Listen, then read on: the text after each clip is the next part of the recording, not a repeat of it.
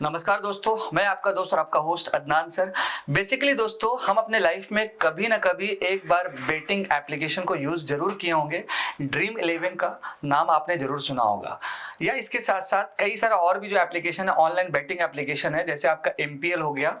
और right now ये चर्चा पे इसलिए है बिकॉज GST इवेजन नोटिस आप यहाँ पर देख सकते हैं, goods and service tax evasion notice. तो कई बार क्या होता है कि या तो IT का नोटिस आता है इनकम टैक्स का, या फिर कह सकते हैं कि GST इवेजन नोटिस भी जाता है। तो राइट नाउ भारत के इतिहास में ये पहली बार ऐसा हुआ है कि इस पार्टिकुलर काउंसिल की तरफ से ड्रीम 11 कंपनी को 40,000 करोड़ का नोटिस गया है टैक्स पे करने के लिए, जिसकी वजह से क्या हुआ है कि ड्रीम 11 कंपनी की जो पेरेंट कंपनी है ड्रीम स्पोर्ट्स के नाम से, सो उन्होंने क्या किया कि बॉम्बे हाई कोर्ट में एक रिट पिटीशन जो है फाइल किया है regarding GST evasion show cause notice को लेकर के। तो आज के इस वीडियोस के माध्यम से हम बात करेंगे कि ये सो कॉज नोटिस जो है, क्या ये ड्रीम 11 से पहले भी कई सारी कंपनीज को जो है मिल गया था। देन इसके साथ साथ हमारे देश में ऑनलाइन गेमिंग इंडस्ट्रीज का क्या मार्केट है, और आपको याद होगा कि साल 2022 में हमारे फाइनेंस मिनिस्ट्री या भारत सरकार की तरफ से ऑनलाइन गेमिंग इंडस्ट्रीज को लेकर के 28% का जो GST लगा था। तो कई सारे जो एक्सपर्ट थे उनका ये कहना था कि इस पार्टिकुलर 28% के GST की वजह से बहुत सारा इफेक्ट पड़ सकता है। बीच में ऐसा हुआ भी कि कई सारी ऑनलाइन जो गेमिंग कंपनीज है उनको अपने एम्प्लॉय को जो है ले ऑफ करना पड़ा। तो आज के इस वीडियोस के माध्यम से कई सारा एंगल पे बात किया जाएगा, और बेसिकली ये एक्चुअल में मुद्दा क्या है उस पर देखा जाएगा। तो यहाँ पर फर्स्ट ऑफ ऑल आप देख सकते हैं कि टैक्स डिपार्टमेंट ने लगभग आपका सोकोज नोटिस भेजा ड्रीम 11 कंपनीज को GST इवेजन नोटिस को लेकर के, जिसमें पेमेंट्स करने का बात कहा गया है। अब सवाल है कि ड्रीम 11 के तरफ से जो पेरेंट कंपनी है जो वो रिट पिटीशन फाइल की है बॉम्बे हाई कोर्ट में, तो इनका क्या कहना था। तो इनका यही कहना था कि ये एक तरह का बेटिंग नहीं होता है, ये एक तरह का गेम ऑफ स्किल है। मतलब कि अगर हम इसमें बेटिंग कर रहे हैं या पैसा जो भी लगा रहे हैं तो ये एक तरह का स्किल है, इनका ये आर्ग्यूमेंट्स था। अब आगे देखते हैं कि क्या होता है फाइनली। इसके साथ साथ इससे पहले भी एक नोटिस गया था, गेम्स क्राफ्ट नाम की एक कंपनी है जो बेंगलुरु की बेस्ड कंपनी है, तो इसके पास भी एक नोटिस गया था। तो वो भी चीज हम लोग थोड़ा समझ लेते हैं। सो इससे पहले भी क्या था कि बेंगलुरु बेस्ड एक ऑनलाइन गेमिंग कंपनी थी जिसका नाम था गेम्स क्राफ्ट। इसके पास भी एक सो कॉज नोटिस गया था दोस्तों टैक्स अथॉरिटीज की तरफ से, जिसमें लगभग 21,000 करोड़ का डिमांड, मतलब कि डिमांड कह सकते हैं कि टैक्स पेमेंट्स करने के लिए बोला गया था। अच्छा, एक और इंपॉर्टेंट चीज इसी में क्या है कि अभी तक तो ये लगभग 55,000 करोड़ का नोटिस जा सकेगा, मतलब अलग अलग कंपनीज को जोड़ करके, और इसमें सबसे जो बड़ी बिग प्लेयर है वो आपका ड्रीम 11 है जिसका 40,000 करोड़ है। और आने वाले दिनों में ये भी बताया जा रहा है कि ये लगभग टैक्स इवेजन का जो नोटिस है GST का, ये 1 लाख से प्लस भी हो सकता है। अब आगे देखते हैं कि क्या होता है। तो देखिए, गेम्स क्राफ्ट नाम की जो कंपनी है बेंगलुरु बेस्ड, इसके पास जो नोटिस गया था ओवरऑल, तो आपका लगभग 21,000 का गया था। यहाँ पर आप देख सकते हैं 21,000 का सोकोज नोटिस गया था।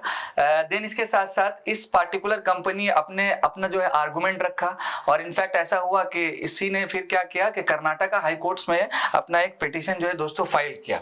और यहाँ पर जो मतलब कि इसके पास जो सोकोज नोटिस गया था GST की तरफ से, तो वो director general of GST intelligence, इन्होंने जो है सोकोज नोटिस इशू किया 21,000 करोड़ का दोस्तों।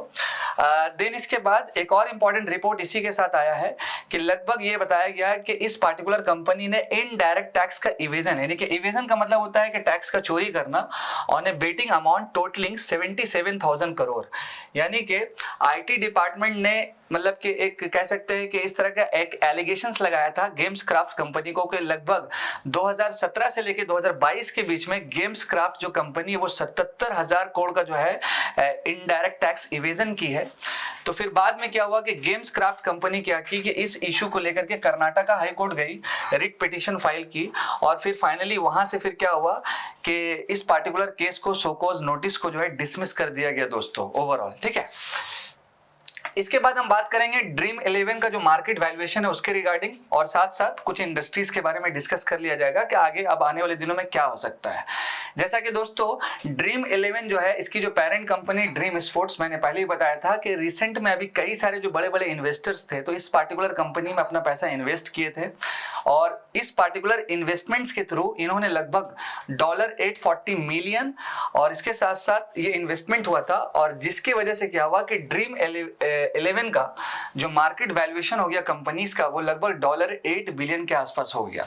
और अगर हम बात करेंगे अलग अलग इन्वेस्टर्स का, तो यहाँ पर आप देख सकते हैं कि Falcon Edge, Tiger Global and others in a deal that are valued the sports technology firm at $8 billion. तो ओवरऑल काफी बड़ा मतलब कि प्लेटफॉर्म है, और मैंने पहले ही शुरू में बताया कि कभी ना कभी आप इसको यूज किए भी होंगे ओवरऑल।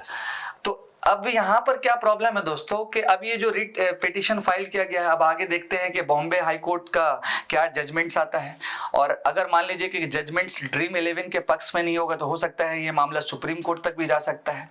बट सवाल ये है कि अगर हम इससे पहले 28% GST लगा रहे हैं तो उसका भी इम्पैक्ट क्या पड़ेगा, तो ये भी एंगल आपको जोड़ के चलना होगा दोस्तों। ओके, इसके साथ साथ ड्रीम 11 की बात करेंगे हम इस पार्टिकुलर कंपनी का, तो ये फाउंड हुआ था 2008 में ड्रीम स्पोर्ट्स के नाम से, और लगभग अब तक का जो है 140 मिलियन यूजर है, और इसके साथ साथ आपका sports content platform, fan code, इन्हीं अलग अलग जो भी इन लोग मतलब कि अलग अलग फैन कोड ये सब तरह का जो भी है मतलब दिया जाता है। Dream Set Go which offers everything from game tickets and hospitality to stadium tours and celebrity events, इन ये सारा कुछ कंडक्ट करवाती है।